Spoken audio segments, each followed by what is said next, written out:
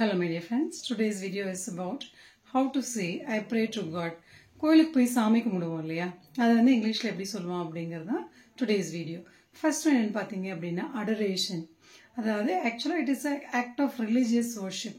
நம்மளோட மத சம்பந்தமான ஒரு கடவுளை கும்பிடக்கூடிய ஒரு செயலை தான் வந்து நம்ம அடரேஷன் சொல்லுவோம். ஸோ கோயிலுக்கு போயிட்டு சாமி கும்பிடுறதும் அப்படி சொல்லுவோம்.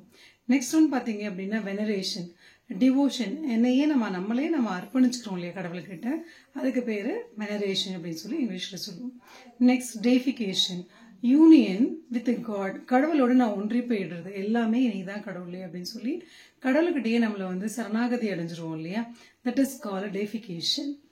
தி fourth one reverence, respect and bowing. நான் உங்களோட தலை குனிஞ்சி உங்களை நான் வணங்குறேன் அப்படின்னு சொல்லி சொல்றது தான் இந்த ரெஸ்பெக்ட் அண்ட் போவிங். கடவுளே என்ன உங்ககிட்டயே நான் எல்லாத்தையும் உங்ககிட்டயே நான் தலை வணங்குறேன் அப்படின்னு சொல்லி சொல்றது தான் this reverence.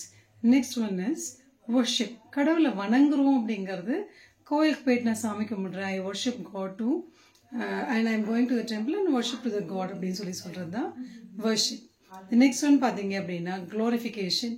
It is the praise of God. கடவுளோட அவரோட புகழை பத்தி பாடுறது, கடவுளோட சிறப்பை பத்தி சொல்றது எல்லாமே வந்து glorification.